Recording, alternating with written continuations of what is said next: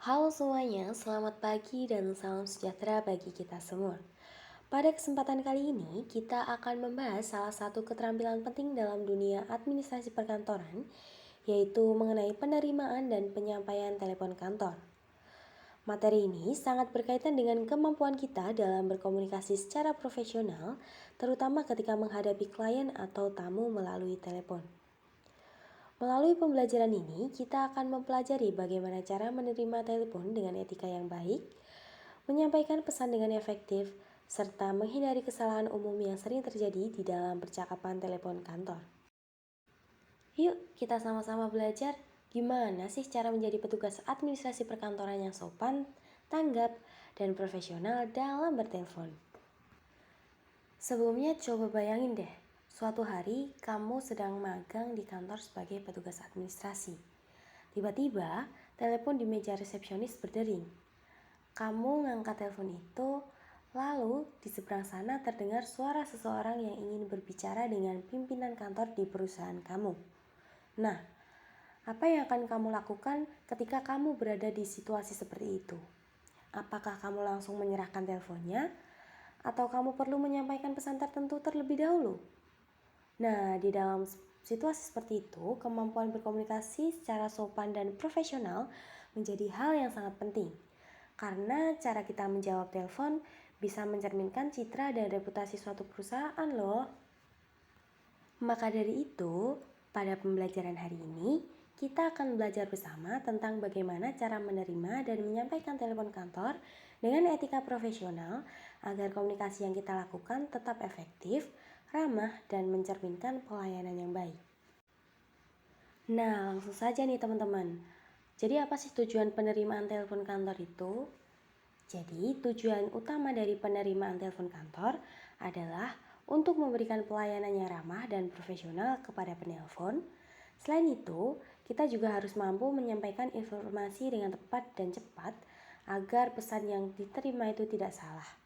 Dan yang paling penting, penerimaan telepon harus dilakukan dengan sopan karena itu bisa mencerminkan citra baik perusahaan tempat kita bekerja. Nah, kalau kita nerima telepon di kantor, ada beberapa etika yang perlu diperhatikan loh. Yang pertama, jawab panggilan maksimal dalam 3 dering supaya penelpon tidak menunggu terlalu lama. Yang kedua, sapa dan perkenalkan diri dengan jelas. Contohnya, selamat pagi, PT Sinar Abadi, dengan Vina di sini. Ada yang bisa saya bantu? Gunakan suara yang sopan dan ramah. Jangan memotong pembicaraan dan selalu catat pesan penting seperti nama penelpon, nomor, waktu, dan isi pesannya. Terakhir, tutup percakapan dengan kalimat profesional, misalnya, terima kasih sudah menghubungi kami, selamat pagi. Nah, hal-hal kecil seperti ini sangat mempengaruhi kesan perusahaan di mata klien. Nah, selanjutnya adalah langkah-langkah dalam penyampaian pesan di telepon. Nah, setelah menerima pesan dari penelpon, kita juga harus tahu gimana sih cara menyampaikannya biar efektif. Jadi langkah pertama, kita harus periksa dulu catatan pesan agar tidak ada yang terlewat. Kedua, pastikan penerima pesan tersedia. Kalau belum, pesan bisa dikirim lewat email, chat kantor, atau lembar pesan digital lainnya. Ketiga, gunakan bahasa baku dan sopan, lalu catat waktu dan cara penyampaian pesan supaya bisa dilacak. Dan terakhir, konfirmasi ulang ke penerima pesan apakah informasi sudah diterima. Contohnya seperti ini. Pak, tadi Ibu Rani menelpon dan menitip pesan bahwa rapat dimajukan ke pukul 10 pagi. Dengan hal-hal ini, komunikasi di kantor jadi lebih efisien dan tidak ada miskomunikasi.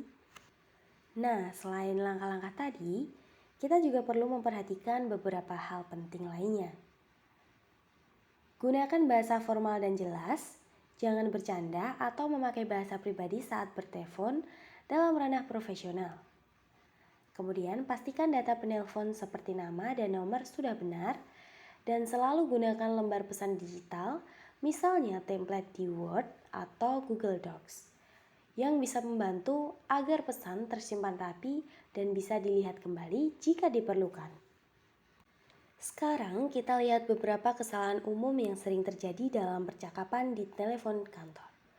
Misalnya, tidak menyebut nama instansi saat menjawab telepon. Hal ini bisa membuat penelpon menjadi bingung. Ada juga yang berbicara terlalu cepat atau datar, yang terkesan tidak profesional. Kadang pesan tidak dicatat, sehingga informasinya hilang atau tidak diverifikasi sehingga terjadi salah paham. Dan yang terakhir, menutup telepon secara tiba-tiba tanpa ucapan penutup. Hal ini jelas tidak sopan. Maka dari itu, penting bagi kita untuk selalu memperbaiki cara berkomunikasi agar pelayanan tetap bisa profesional. Jadi, dari pembelajaran ini kita bisa simpulkan bahwa komunikasi telepon itu mencerminkan citra suatu perusahaan. Karena itu, kita harus selalu menerapkan etika, ketelitian, dan tanggung jawab dalam setiap panggilan telepon yang diterima. Hindari kesalahan-kesalahan kecil yang bisa menimbulkan dampak besar, dan jadilah resepsionis atau petugas administrasi yang profesional dan sopan dalam berbicara. Baik teman-teman, kita sudah sampai di akhir pembelajaran hari ini. Semoga setelah pembelajaran ini, kalian semua bisa menerapkannya saat praktik maupun nanti di dunia kerja yang sesungguhnya ya. Terima kasih sudah mengikuti pembelajaran hari ini. Tetap semangat. Sampai jumpa di pertemuan selanjutnya. Dadah!